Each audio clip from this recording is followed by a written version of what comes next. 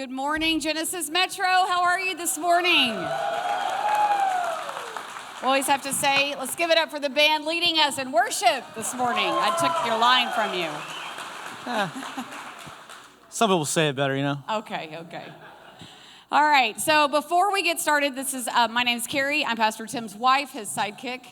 Some say better half. Some people say that. You have a survey in your seat this morning that we gave you, a little piece of paper. Did you see that? Would you just pick that up and hold it up? We want everybody to have it. We want you to go ahead and fill it out right now because we don't want you to miss it. So go ahead. Here's a little pencil. There's a survey. It's basically for you to let us know when we should have a third service. Yes. Because clearly our picker is broken, and we will choose that. Yeah. We'll talk about that later. We want to give it up for all the 50 people that came out to the 12 faithfully. Thank you so much. Thank you. And so if you're reading that survey clearly, we're asking you if you moved from the 9 o'clock to one of these other options, and you'll notice that 10:45 is not listed because it doesn't help us for you to go to the other full service. And so we will have to have a third service in the future, but if you could rank those. And we even threw in there the dreaded Saturday night option. Well, it's not dreaded. Some people are Saturday people. Right? We could be like, you could have a shirt that's like, I'm a Saturday person. I went to church tonight, so nobody's judging you at Target when you go whatever the most I have ideas. Want to do, that's what we will, in fact, do, yes. So if you could fill those out real quick, we're going to give you the 30 seconds it should take you.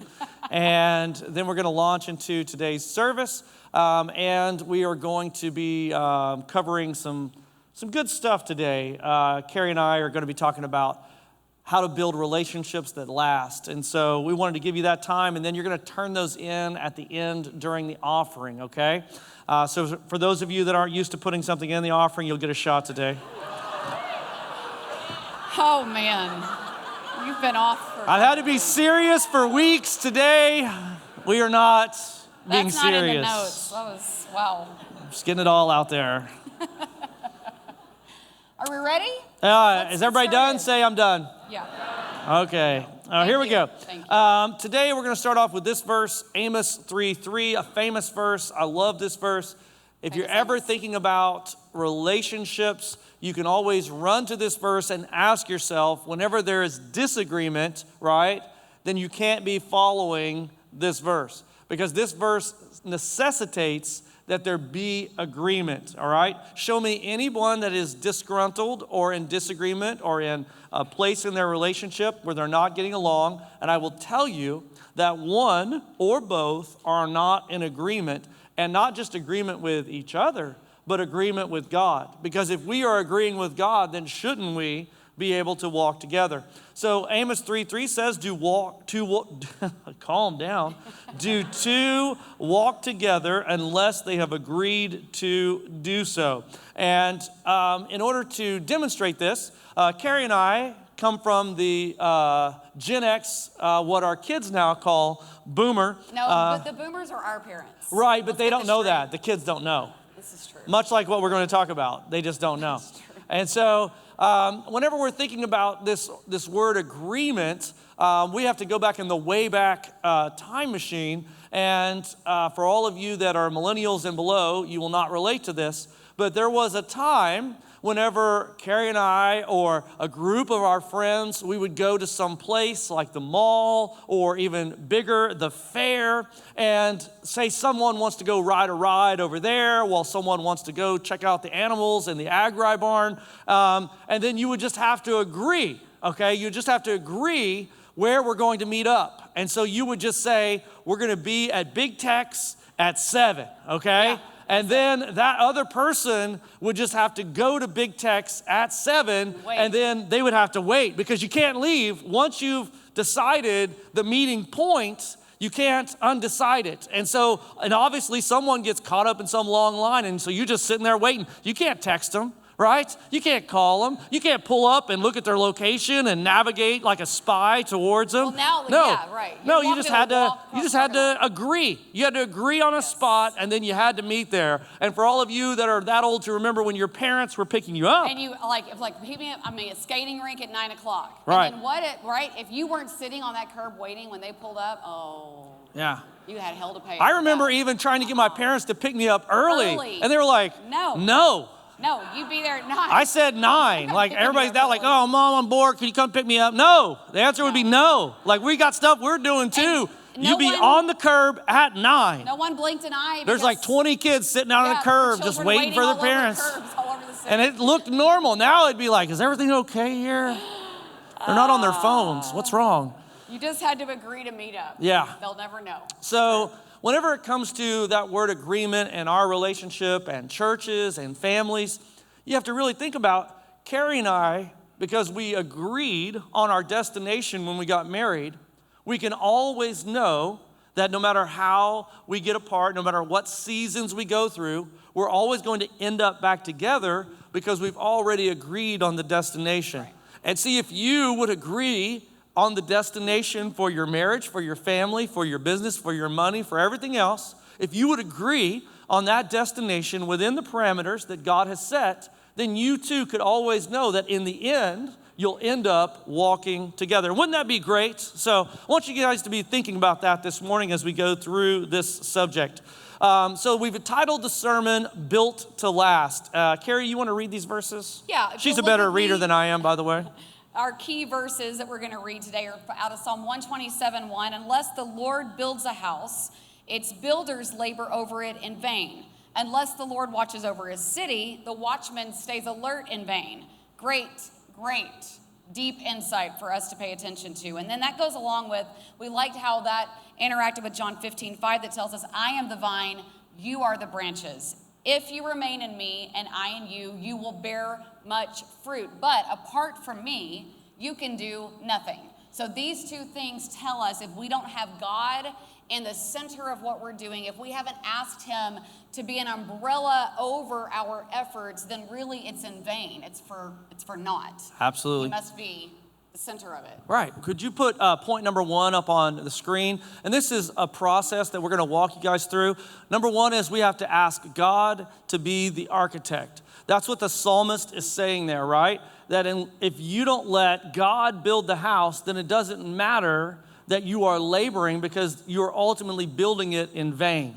If you are even watching over the house, but God is not watching over you, then you're trying to protect something that you can't protect. Yeah. And so whenever you start looking at these verses, it gives us some common sense clues about whether or not you've invited God to be the architect of your life. I think a lot of people in Frisco are the great, incredible architects of their own life, and they haven't invited God into the process. The aim was success and hopefully a side of salvation. Just enough to get us into heaven, but not enough to complicate our schedule. And so today I hope that you would begin thinking, what is it that you are actually building? Well, and no one wants to waste time. I think if we look at these verses, Psalm 127 and even John 15:5, and what we see is the opposite is also true. If we're laboring without God as part of what we're doing, then it says it's going to be in vain, which means it's going to be wasted. Your efforts are going to be wasted. And I just wonder if there's any efficiency experts in the room, like my husband. Man, I hate wasting time. Raise your hand if you hate wasting time. Does anybody else hate wasting? I hate wasting time. So wouldn't you hate to go about your life and realize you've wasted years, decades on laboring without God as the center, as the point that you're focusing on, without God as the architect of your life? You've wasted time. And so it looks like you're doing a lot, but really you're doing nothing. I mean, have you ever met someone that is just doing a lot? They look like really they're doing something. Happening? Exactly. Exactly. Whenever you think about even dating, can I give some dating advice? Yes, Pastor Tim, give it to us. I was recently talking to a friend, and I was giving them some dating advice, and they're not a young person, they're a little bit older person. And, I've watched from afar their dating philosophy. And, as pastors, sometimes we have advice, but, you gotta wait till you're kind of invited into that circle to give it, Yeah, okay. And I finally felt like it was time, to have that talk. And that's why sometimes, like, some of you don't want to be friends with pastors, because eventually I mean, they're going to say something, right? And so I was like, man, I really think you got to work on your picking. I think some people are just bad pickers. Does anybody else know someone like that? You just look at the people they're picking and you're like, I can tell you the problem. It's who you're picking. And it's like, what do you mean? And I was like, well, I just from what I gathered, I mean, it sounds like you're having sex with him. He goes, well, I'm a man. I have needs. And I was like, yeah, I understand that. And I was like, but that's what you do after you get married, not before you get married. And I said, so you keep on doing the thing that's sabotaging the relationship. In a way, you're kind of cursing the relationship because you're getting things out of order. So how are you saying you wanted God to bless it if you're not going to do it the way God said it? He said, are you saying that I need to wait until I get married? And I was like, yeah. He goes, are you saying that you and Carrie waited until you got married? I said, yes. He goes, well, you're a better man than I am. So I just wanted to say to you guys, if you're thinking about dating advice this morning, how in the world are you going to do it some other way than what God said it, and then hope that he blesses it? I'd like to save you from wasting time. I mean, God has to be the single source solution, and you can't just pick and choose, so to speak, what you're going to follow, what you're not, what you're going to ask him into the middle of, what you're not. He's interested in who you're dating because that's going to affect the rest of your life potentially. So it is something to invite him into. I think it's the most important decision. Absolutely. I always say that. We always say that the second most important decision you'll ever make in your life is who you're going to marry, who you're going to spend the rest of your life with. It'll make or break you. So we came up with a little bit of a formula that we wanted to share today, and we think it's easy for you to replicate, that you could, in fact, follow this and find success and be able to build your life, have God be the architect. And even as we built GM, this church, and we were building our family at the same time, when we moved here, we had one son. Jordan was 1.5 years, and little did we know we would have 2 more. But we essentially ended up building our family and the church at the same time. And you know what's true is that God is consistent. So when you're building anything, if you apply his principles to it, that's going to be your recipe for success. So it ended up that way, that as we look back, like, man, we applied these to our church, we applied these to our family, and God built both of them, and we're standing now on the other side of all these years. So share a little bit with us the formula that we have So this is the same formula for both building the church and building our family. Number 1, the foundation has to be Jesus, right? Can we agree? Say amen. Amen. All right. Number 2, the builder, according to Psalm 127, also has to be Jesus, church said. All right. The protector, according to Psalm 127, is also Jesus. So we have to make the protector Jesus, and the church said. All right. And then according to John 15:5, the provider for all of the things that you build with is also Jesus, and the church said, amen. So think about that for a moment, all right? If the foundation, the builder, the protector, and the provider are all Jesus, then you have to ask yourself, right, how much Jesus are you allowing into your life?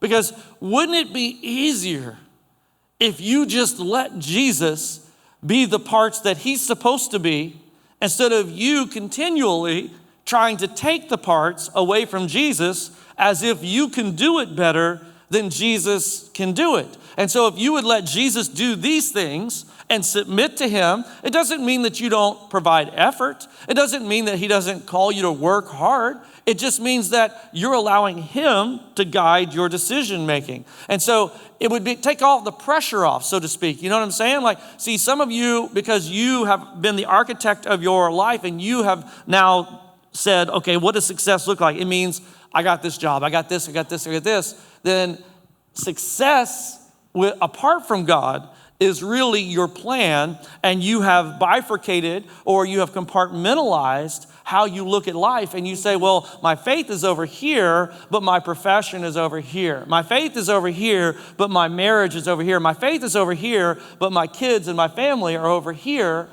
And if they're not under the same umbrella, then you're putting the success of all of that in your hands. And my friend, as much as I love you, and as shrewd and as intelligent, as a brilliant strategist that you are not better than Jesus. And so if you would agree to this formula, why'd you take the formula down? Leave the formula up. The formula's everything.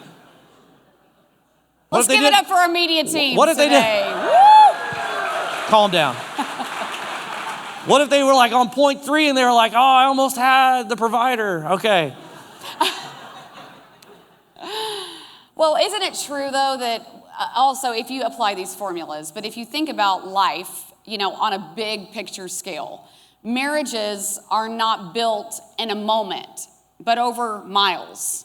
Churches, families are not built in just one moment, but over the miles. And what we have found, and I think you would agree with me, is the miles matter more than just any one moment. They matter more. And I would say, we got 28 years on the odometer reading, Bourne, on all of our miles. How many? I looked it up last night. It takes 25 years for it to be a classic.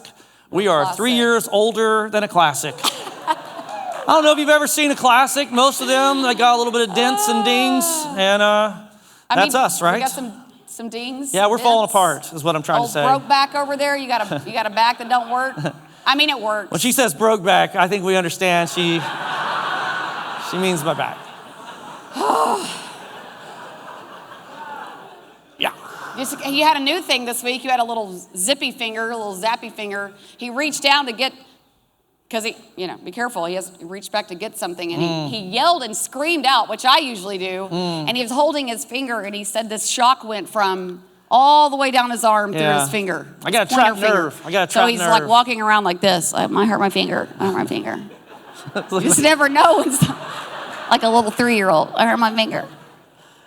I don't know. So I think we have some other things we can get into. Carrie's got a trick shoulder, and she's also got a hamstring. It actually is bursitis, is what I have learned. Let me finish mine, Liz. Here we go. She hurt her hamstring 2 years ago. I said, babe, that's not an injury. That's a disability at this point, right? Still hurts. It's just not fixing itself I just can't run anymore. like I used to. No, I don't know what happened one day. It just snapped. And I think we got a photo of your glasses issue. So, can we put that up there? Oh, yeah. I need my This is how Carrie now has to read. She has to magnify the magnifiers. Those are my glasses that I wear when I don't have my contacts on. But then those are not, they're not readers. Yeah. They're just normal glasses. But then if I just have my glasses on at the house, I still need my readers so I can see. So I have to put both of them on to see. Leave me alone. At least I still have my gallbladder. I haven't lost any organs. I got all my organs. I don't know about you. Just saying. I don't have to think about I don't have to think about if I drop it, am I going to pick it up or is it just going to stay there? I do that. If I drop something right now, he's got to I got to do a 3-point turn. Lift with the legs. In order to he's got to be so careful about that. Yeah, we got some dents and dings. 28 years. Yeah, 28 years. A lot of miles. But I'll tell you, it only gets better as you are married longer, because eventually what you realize is that we know everything about each other at this point, and yet we still choose to love each other. That's right. There it is. We choose it. We do. We choose it. You do have to choose it. And so if you guys aren't willing to go through all those miles, you'll never get to that moment. Mm-hmm. And so I want to encourage you, walk together. And then we have a couple of verses because the storm is always coming. In Matthew chapter 7, it tells us about a man who built his house on the sand. You guys familiar with this story? The storm came, knocked it down. And then he says, the one that we want to focus on today, in verse 24, therefore, everyone who hears the words, and we have a mantra at Genesis Metro. We say, we measure success by life change in response to God's word. And that is not our mantra. That is all throughout the Bible. Here, Jesus is saying it to his disciples in his first recorded public sermon. Therefore, everyone who hears these words, hears God's words, and acts on them, receives them, takes them to heart, will be like a wise man, right? He built his house on the rock. Mm-hmm. Now in Luke 6, sometimes the synoptic gospels, they include other details. And so I'm combining these so you have the full flavor of this parable. It says that he is like a man building a house who dug deep and laid the foundation on the rock. So we'll take those two concepts in just a moment. He was a wise man. He received the word and then he dug deep. Matthew 25, we'll go back to, or Matthew 7, verse 25, we'll go back to that. It says, the rain fell, the rivers rose, and the winds blew and pounded on that house. Yet it didn't collapse because its foundation was on the rock. So I want you to begin thinking about that the storms will always tell the story, right? Every time you go through a storm, it will tell a story, right? And so you know right now, the storm is out there, right? Every so often, every couple of months in the Dallas area, I mean, it comes for us, right? And it's amazing. I don't know if y'all know this, but there's like a real lake effect. That Lake Louisville, if you'll watch the storms coming up from down south, they always split. And they just hammer Salina. But Frisco, it's just a nice little, little pillow right there. Just boop. Okay, so anyway, I don't know why I told you that weather fact. But also, how dorky are we that we watch the weather that closely? Oh, Carrie is into some weather, I'll tell you that. Yeah. It's part of, she's got, anyway. I got my meteorology glasses, too. You can see the future.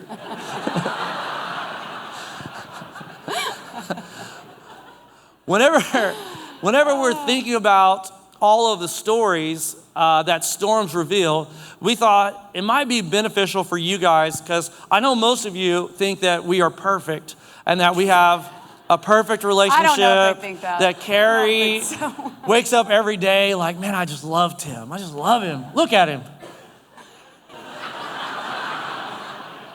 And so we thought we would share just a couple of storms that we created for each other, and then how that revealed, right? Because we think of these storms as things that ruin, but in both of the stories, the storm came, but it didn't ruin both houses, right? It revealed. It revealed what was beneath the surface. And that's what storms will do in your life. They will reveal what is beneath the surface. You want to go first? Sure. So we're each going to tell one on each other, essentially. Yeah. I don't think in the years we have been doing this, we have ever told this first story. I've never told the second story. Okay, then we've never told either one of these. Okay, we were trying to go through our lift that up library. just a little bit? This right here. We have lots of discussions about holding this microphone, in case you didn't know. That's one of our storms. Yeah. It's hitting right now. Yeah. I'm like the Hulk, it's just always in there. Okay, one time, Christmas, just imagine, family Christmas scene. Everyone's opening presents, we're at a big gathering, and our kids open an airsoft rifle. Do you remember this? You remember airsoft rifles? Now Tim says he did have these when he was a kid. I'm a girl. I was raised in a girl house. Not an airsoft rifle. We had spring-loaded, those yellow pellets. Does anybody remember those? Okay, that's I've enough. never shot an airsoft rifle proper until this night. Okay, so we're inside a living room. Inside. Our kids are like 5th, 3rd, and Silas is little, like 3, all right? They're little, but they are excited about this airsoft rifle, these boys. I know nothing about nothing. They're getting it out, putting it together, whatever. I don't even know if it got put together, if it just came out in one piece, I don't know. They're so excited, they're just dying. I'm over here gathering more presents to pass out, right? I'm over here gathering. I have bent down, I have leaned down, and my back is to everyone. And we're in a living room. It's not big. It's not huge. We're all right there together. Also was the days of kind of more low-rise jeans, so I'm leaning over. There's a bit of skin exposed right back there. Tim, what's happening behind me is he wants to test this out. And he's aiming it at me, little did I know. And Jordan, who's in 5th grade in all his wisdom, is going like this.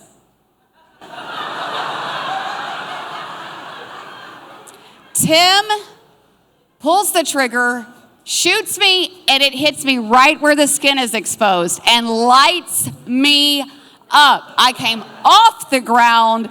I yell and scream, big, huge welt. He is shocked that this thing has packed this much punch. It was much more powerful Then I remembered. I am angry. By the way, in our notes, I it leave. says story of being shot. That's what. Yeah. I should have said, and some might call that PTSD. Oh, yeah. You know, post-traumatic stress syndrome, or just Pastor Tim stress syndrome. There you know go. what I'm saying? That's a good one. That's a solid burn. Some right might there. call it that. What about yours? That was a storm that landed that night for sure. That was a storm. That hurt. I immediately was apologetic. Husbands, have you ever been in that moment? You where weren't not apologetic you do enough. something and you say something. Not enough. And you think it's funny. He shot me. He shot me. Hey. Who does that in a Hey. living room? He shot me. Take the stream down. He did. He Someone's gonna shot clip that. me. Don't clip that. That's true.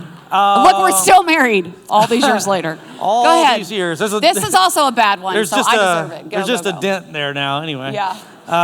It's a little flesh, a little pound of flesh out. I mean, it was loud. Pop! You know, I was like, And he was close. I was not far from it's him. about 10 feet. I mean, probably, no, I don't think. I think I was probably this close. I think you could have just manned up, you know? Okay. I'm just kidding. I'm just kidding. You see, you haven't apologized enough.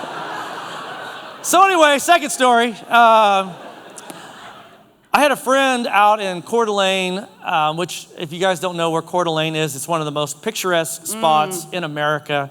And I have a pastor friend out there, and he hosts a retreat for pastors, and they go up to the Canadian border, and there's some incredible smallmouth fishing up there. And he had been inviting me for several years, but because of my back, I had to say no for 3-4 years. And then it got to where we were almost getting ready to finish the building. And I was like, you know, if I don't go now, it's just going to get more crazy when we get in the building. I was like, you know, I'm going to go ahead. And he had called me. He's like, hey, can you make it up here? Da, da, da. And I was like, yes, I'm going to do it. Now, because we were in the throes of doing all of our construction stuff, I was a little bit busy, and I handed off the booking to Carrie. Which normally I'm okay with. Oh, sure. And so this once in a lifetime trip to Coeur d'Alene, north of there, smallmouth fishing. If you don't know, I'm a bass fisherman. And I had some of my buddies, Ben and Hollis, take me out to the airport. It was 5:30 in the morning. And then I was getting there, and all those pastors were going to combine in Spokane. And then we were going to drive up to, which was several hours away, to the spot and stay on this picturesque house on the side of this lake and have 3 days of majestic fishing. And you could go play golf if you wanted to, okay? So I just want you to imagine that is now inside of my brain. Guys, are you following me? Is any all the men in here like, you know, you're ready, right? And so I hop out of the truck and I grab my bag and I walk through the doors. I wave to the guys and I get up to the counter and I check the bag. And the guy's like, where are we going to be going today, sir? And I was like, Spokane. And so I think I even had a ticket, an actual ticket. Imagine that. And I slid it across there. He goes, sir, we don't have any flights to Spokane today. And I said, well, that's where I'm going.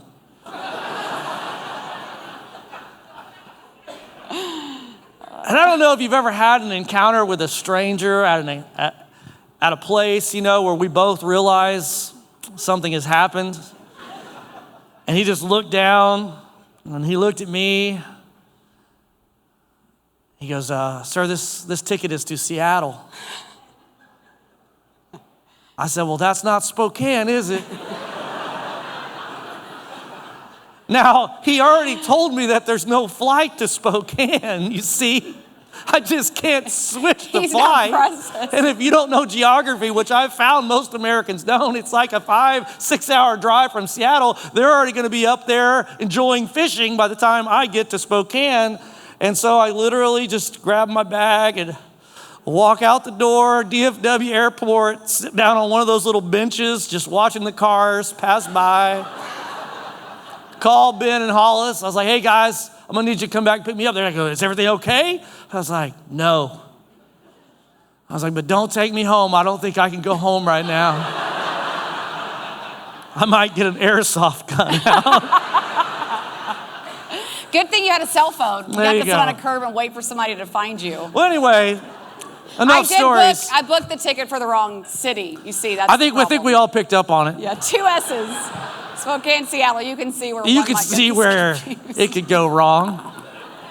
Not one of my more So shining both of moments. these incidents, what we're trying to say is revealed a lot that was below the surface. Yeah. We had to have some grace for each other in the midst of those storms. I'll let you take it from there. Well, this is what we're getting at, is when you find yourself in these moments, anger, we were both angry, I would say. We reacted. I was angry. There were discussions we had to have about, hey, so we don't shoot people in living rooms. And hey, do you need to double check the city? We had those discussions for sure. But when we're talking about real storms that come in, let's say your personalities are at war, or you can't seem to get on the same page when it comes to parenting or your finances, or how you're gonna plan next year out. Whatever it is, when you find yourself in the midst of real storms, things that like you go to bed at night thinking about and you wake up with the next day and it seems unresolved over and over again. These are the times when you have to call upon the foundation that you've laid, which if you have laid your foundation on Jesus, if he is the builder and the protector and all of the things that we mentioned in our formula, then you're gonna have received his word. And once you receive it, then you have to act in wisdom, because if you indulge your flesh and lean into your anger or lean into your disagreement or lean into what you want selfishly, then you're gonna have a storm that never dies out. You have to dig deep, you see, in the foundation that's been laid, because you're trying to move forward always. You're trying to get through. Remember, we're stacking up miles. We're not stacking up moments. We want to be sure that our flesh is not winning, but God as our foundation, as we've dug deep in the middle of these storms, that he would be able to come through for you. Because the waves of the storms are going to come. We always say it like this: if you're not in a storm right now, you will be, or you have been in one. Does everybody understand what I mean? So maybe it's not right now for you, but if you've been in a storm, you understand. If you haven't, it's coming. The waves are always coming, and those waves will bear witness to what is happening in our lives. And they could tell the stories maybe that we hide and we tuck away and we don't publicize. But you have to ask yourself exactly what the scriptures have told us today. Were you wise in how you built? Because if you build with wisdom on the front end, you're going to have something to draw from when you get out into the deep waters where the storm rages in the dark of night. That's what you're going to need. There's no shortcuts. That's what you're going to need. The guy that built on the sand, I'm sure he was one of those penny pinchers, right? And he's like, how much money we can save? How much concrete costs? We'll just build over here on the sand. And by the way, look at this view. We got a better view. We're right here on the beach, right? And you can think of all the reasons to not do it God's way, but you will never shortcut what the waves will bear witness to. Right. You will never shortcut and say that, oh man, I did it my way and somehow I did it better than what God could have done. Because it'll look great. There's a lot of Frisco Freds that have a 5-bedroom house with a pool outside and no foundation under it. And it's just a matter of time before the storm comes and the waves bear witness that you were not wise in how you built, that you were able to build an incredible life from the outside looking in, from the world standards. You have knocked it out of the park, but you are one storm away from losing everything. Wouldn't it be better to start digging deeper? Wouldn't it have been better right now if you started digging and instead of quitting too soon, you kept digging until you hit the rock? You kept giving up things and surrendering things until it was built on the rock. And then when you lay your head on the pillow at night, you could know that my foundation is secure. That's what we're talking about here today. The wise builder digs and builds on the rock that is Jesus. Come on, the that's right good. Foundation establishes your future. Tell us about that future. Well, it's funny, we always thought as we were building GM, building our family, that we were saying yes, and it was just about us. For all us, of our we're going to do God's will in our lives. Were just for us, that we had determined together, we're going to say yes to God. I mentioned this last Sunday. There were times over all those years it was taking, it was like, are you in or am I in? I'm in, are you in? We would kind of check in. Yes, we're in. We're saying yes to God, but we thought that was for us. Now what we realize as we look back, that all of those yeses were meaning so much more. God was establishing something that we could not. We were building the future that little did we know our sons would walk in. And not only that, we were building a future that you would someday walk in, that your family would walk in. And we now get to stand and have this perspective that otherwise, like you mentioned earlier, we cannot shortcut that perspective. We could not have contrived that perspective any other way than being able to walk that out, because God was revealing something in us, even at present, but also for future, that he's establishing the future. Here's one for every family in here. The faith you live consistently becomes the future your family lives confidently. I'll say it again for the people in the back. The faith you live consistently becomes the future your family lives confidently. John 15:5, right? You are the vine, we are the branches. So Jesus must be the foundation. He must be the builder. He must be the protector. He must be the provider. He says, apart from me, you can do nothing. You can look like you're doing something, but he says if it's not connected, you're really doing nothing. Another thing we want you to understand is this. Think about it like this. Every yes becomes a brick. Every brick becomes part of a path that you're walking. And every path becomes a habit that you're forming. And what you need to understand is that your habits become their heritage. When you're thinking about your kids, the habits, like you just mentioned, consistency. If you have consistently bad habits, they're going to learn that. That's going to become their heritage, your kids who are watching. But if you can set your sights and develop godly habits, develop habits that consistently will create in them a confidence in God alone, your habits will become their heritage. Just what are you passing on to your kids? It's worth reflection. Yeah. It's worth thinking through, because it's that important as you're thinking about your own family. I would say to every man in here, your family is worth digging deep for. I would say to every church member in here, this church and all that we are doing, man, it's worth digging deep for.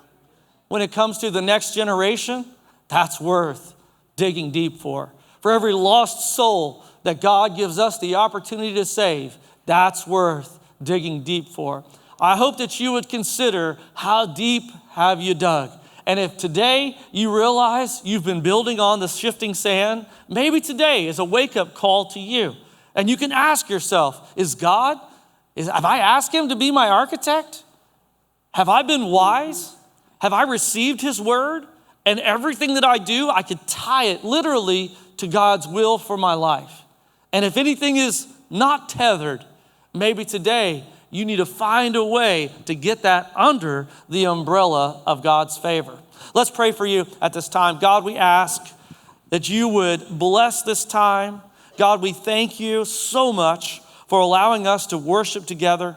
That God, every family in here, we want them to have something that is built to last. God, we want them, when the storms come, they can plant their feet on a firm foundation. They can know they're handing something to their children that is connected to eternity. When it comes to their purpose inside of their profession, they can know that it's more than just making money. It's more than just growing. It's more than just closing the next deal. But God, it's connected to your calling for their life. If nothing else, to provide investment that they can then turn around and put back into the kingdom through the local church. God, that you've provided so much. You've blessed us so much. And God, I pray that we are aware and that we have gratitude for all that you have given. God, we pray today we would honor you and thank you for this firm foundation. We ask all these things in the name of Jesus. And the church said, amen. Would you stand and worship with us?